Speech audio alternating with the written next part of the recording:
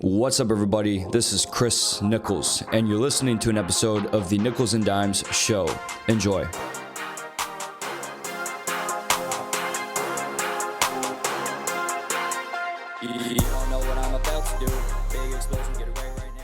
What's up, everybody? This is Chris Nichols. I wanted to take this week to do another solo episode to recap some of the business advice that I have heard that you guys have gotten from the different episodes over the past 10 episodes. I did my last entrepreneur life hacks episode. That's what I call it. If you're new to the show, I tend to ask each guest at the end of the show a signature question, which is, what's an entrepreneurial life hack against the mainstream belief? It's kind of an interesting question. People take it in different ways. Sometimes they just give me a pretty straight up answer. Sometimes people really don't like the word life hack. So it's been fun to get the variety of answers from different people and also to notice trends in these answers that are independent of each other, and then come on a show like this and just give you my analysis of what I've learned and what the guests have shared, right? So I'm going to get into that, but just to recap, that last episode I did, that was episode 29. So I had a lot of content to go off of. This is now episode 40. So this time it's just the past 10 episodes, 10 weeks of interviews that I've done. But the other reason that I wanted to slow it down a little bit is because I've gotten some feedback lately, which has been helpful. I always love feedback, so please feel free to reach out with anything. But I understand that podcasts are abundant. There are so many out there, and a lot of us are trying to keep up with a lot. Of course, my podcast, I'm still in the early stages of trying to build this thing and continue to make it better. As I'm trying to make it better, a number of upgrades have come up that I've tried to implement, or I've tried new things to be innovative, whether that's the video content that I've been making, how I conduct the interviews, or even the equipment I use.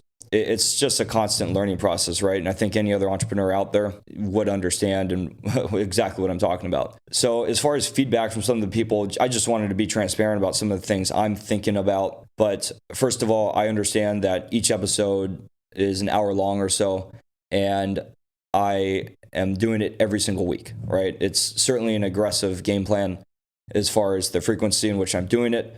And yeah, it can be a lot to keep up with for some people. I definitely want to pause when I can and make sure that people have the opportunity to catch up on some of these episodes, because there are some really valuable conversations that I've had that I think you guys can get value from, no matter who you are, right? Of course, the target audience tends to be in the entrepreneur crowd, but it really can be anyone. Because I'm talking to entrepreneurs of all different types. Sometimes people are an Instagram influencer, and sometimes they run a business and they don't even use Instagram, right? So there's just so many different ways. But I do want to see how I can try to shorten some of the episodes. I always try to make them under an hour. I set that expectation with the guest. Sometimes the conversations just naturally flow longer than that, and I'm somebody who does not want to take away the realness of the conversation, so I have a hard time cutting things out. I want to show you the real thing. Sometimes things just come up that are unexpected, that are interesting, and I feel like I should just leave it in there. So sometimes it'll go over an hour, but usually my format when I approach these episodes are, I start off in usually the first half of the show.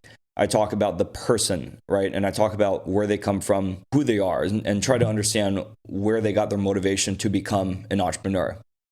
I think it's fascinating. I think it's important. But then the second half of my episodes, I usually try to really focus on their business and ask some tactical questions around that business and what they're doing to make money, basically, and what they've learned, and try to pull some more general learnings that any person can take into their lives and implement, right? So you don't have to be an entrepreneur. You could just apply these things to your life to do better, perhaps as an entrepreneur or with your fitness or with your organization, right? I think it really can benefit anyone who listens, especially with the variety of people I have on the show. I guess one thing I'm kind of thinking about is maybe I can try to cut down a little bit on the background of the person and their life growing up, because I think the more valuable thing that I really want to focus on is the actual business and the business advice that they have, the learnings that they have taken away from being a business owner or a CEO of some sort. That's just something I've been thinking about and something I'm going to see how I can try to implement going forward.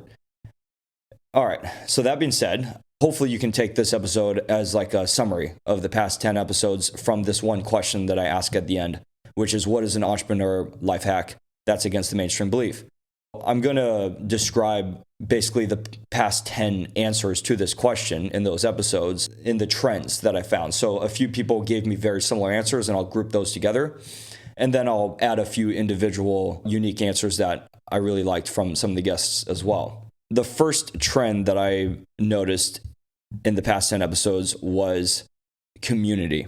So Emily Hayden, for example, talked about having a good community has really helped her even getting through the tough times, even if it's just one other entrepreneur, right? Tough times and good times. But basically having somebody who's operating at your level, who understands what you're going through and what it's like. It makes all the difference, and surrounding yourself with those people. David Bogolovsky, who owns Owl Vision, the lighting and events company, he talked about, it's a bit of a different angle, but he talked about the culture that he has built within his company. So his employees, he takes care of them with gym membership, and they all tend to they usually go to the gym in the morning before work. And he talked about how that energy transfers into the day. And I thought that was very cool. And Thomas Harrison also mentioned those people who have been there through the times in question when he was building BlockRise, and which eventually sold to Gemini, and it became the Gemini credit card, which is a credit card that basically gives you crypto rewards. He talked about those first people who were investors in him and the people who were mentors, and those people really were important to his success. Dominique Bell, he gave a couple of different answers, and I'll get to the other one in a bit, but along the community category, he talked about having that support system, other entrepreneurs that know what the hell is going on, high achievers, having those people surrounding you, working with those people. They basically made him way more productive. He was much more successful with his content when he started to really be intentional about that. So that's really the first trend, is the community piece. The second trend, it's sort of a trend, but I just thought it was cool because two people pretty much gave the exact same answer, which is the life hack is there is no hack. Pete Lemke, owner of Dropkick Brew, a coffee brand in San Diego, said that. And then Thomas Harrison also gave a very similar answer a few episodes later. So I thought that was cool. It's really just a matter of how these guys interpreted the question differently from others, right? I think a lot of people who come on my show will agree with what they say because these guys are really saying that there's no life hack because you have to put in the work. There's no way around that. There's no secret recipe, no shortcut. Okay, so I'll share a few of the individual answers that I got that I thought were really cool. And I'm going to start off with Nick Comodina. Who's a business energetics coach. But he talked about hustle culture being bullshit. Word for it. He said hustle culture is bullshit.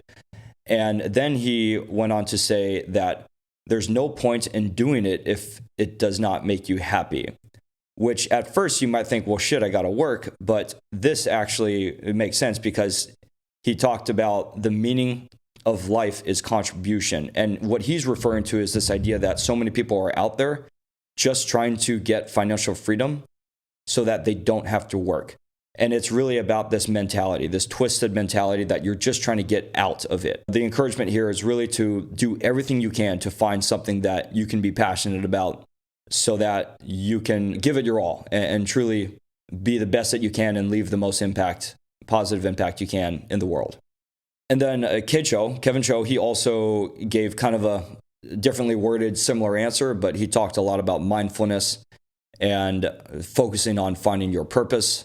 And in doing that, more on the business side, he talked about finding a strategy so that you can move on from being an owner, from a operator to an owner, right? So even if you're both, you want to find a way to make this business scale on its own without you, and then you can have passive income streams in the future. All right, so the other piece of Dom Bell's answer was the self-limiting beliefs are the only thing stopping you. I love this one because this is also something that has come up in many of my previous episodes with people talking about stop freaking out about what's happening around you. and these external factors, but look inside, right? Look at the internal blockers that you have. This has been a pretty prevalent theme that I really, really appreciate. And I'm certainly doing everything I can to implement into my life, into my approach to doing this podcast, for example, or other things that I'm trying to work on and accomplish. The most recent episode that was just published with Nichols&Dimez, he's a sustainable fashion designer. He goes to thrift shops and puts different garments of clothing together. And that was a really fun episode to record over in New York City. He gave a great answer, which I have also heard before from one of my past guests. But he said, don't take advice from anyone unless you ask for it. And I love this because so much of the time when you're trying to work on building something new and you're trying new things, everyone is going to tell you what they think. And in many cases, these people actually have the right intentions. They want to help you. They want to tell you what they think, and they think they're helping. And maybe they are, but no one understands what your full intention is. No one understands who you are, what your complete vision is, but you. And so the only way you're going to execute that and move forward in the right way is to truly believe in yourself and what you have set out to do. And so that means being very wary of blocking out some of the noise, even if it's well meant, in order to get to where you want to go. And this same answer came up with the Goshfather, the DJ who I had on the show a while ago, Victor Tapia. So I really thought that was fun. Anyway, guys, hopefully this was just a nice little digestible summary of some of the business advice that we got from the podcast over the past 10 episodes or so. This is episode 40. I've hit pretty much every week this year. So hopefully this was a nice way to take a pause and just recap some of the recent episodes. But I, again, appreciate all of you guys so much and the support. It's been a blast to do this thing. I just recently took a podcast tour trip to New York City and Austin, Texas, and knocked out 4 recordings, 4 interviews on that trip. It was an absolute blast. Just the people I'm connecting with continues to be the highlight of doing this podcast, and I'm learning so much. Thanks again, everybody, for following the show. Please subscribe on Apple or Spotify if you haven't already, or on YouTube as well. It's Nichols&Dimez, Nichols and sign, Dimez, Dimes with a Z. That's how you'll find it on all the podcast platforms and on YouTube. And on Instagram, it'll be the same thing except and is spelled out. So A-N-D, Nichols&Dimez. Please let me know if you guys have any feedback. Please leave any reviews you can. That would be super helpful as well. I'd appreciate that. And I am excited to continue this journey with everybody. So thanks again, and we'll see you soon.